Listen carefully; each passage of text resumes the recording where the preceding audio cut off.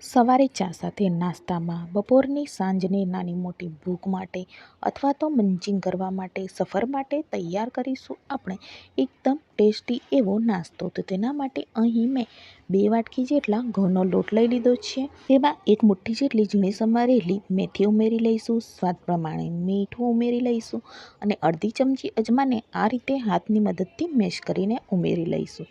હવે તેમાં સારા ટેસ્ટ માટે અડધી ચમચી જેટલી કલોંજી ઉમેરી લઈશું અને જીરાને પણ આપણે હાથની મદદથી મેશ કરીને ઉમેરી લઈશું.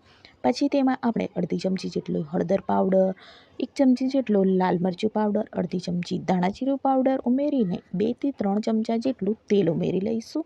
લોટને આપણે મસાલા અને તેલ સાથે સારી રીતે મિક્સ કરી લઈશું. તેનું આ રીતનું બાઇન્ડિંગ આવે ત્યાં સુધી આપણે તેને બધું જ સારી રીતે મિક્સ કરી લઈશું અને આ રીતે મુઠ્ઠી આવે તેટલું મોવણ આપણે ઉમેરવાનું છે. હવે તેમાં જરૂર મુજબ પાણી એડ કરતા જઈને લોટને આપણે ભાખરીથી સહેજ ઢીલો એવો લોટ તૈયાર કરી લઈશું. લોટને આપણે મુઠ્ઠી મારતા જઈને બાંધીશું, જેથી કરીને તે સારો એવો સોફ્ટ થાય અને નાસ્તો બનાવીએ ત્યારે તે ક્રિસ્પી થઈ જાય. આ રીતનો આપણે લોટ તૈયાર કરીને લીધો છે. હવે તેમાંથી આપણે એક મોટો ગુલ્લો તોડી લઈશું અને તેની મોટી એવી થીક મીડિયમ થીક રોટલી વણી લઈશું. રોટલી વણાઈ જાય એટલે તેને આપણે ચપ્પુની મદદથી આપણે કટ કરી લઈશું. મેં અહીં નાસ્તાને લાંબી લાંબી સ્ટ્રીપમાં ફિંગર આકારે કટ કર્યો છે.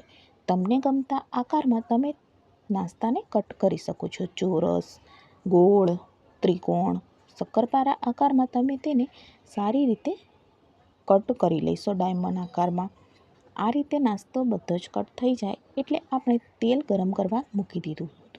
હવે મીડિયમ ગેસની ફ્લેમ ઉપર બધા જ નાસ્તાને આપણે તેલમાં ઉમેરી લઈશું અને મીડિયમ ગેસ ઉપર નાસ્તાને 10 થી 15 મિનિટ લાગશે તળવા માટે.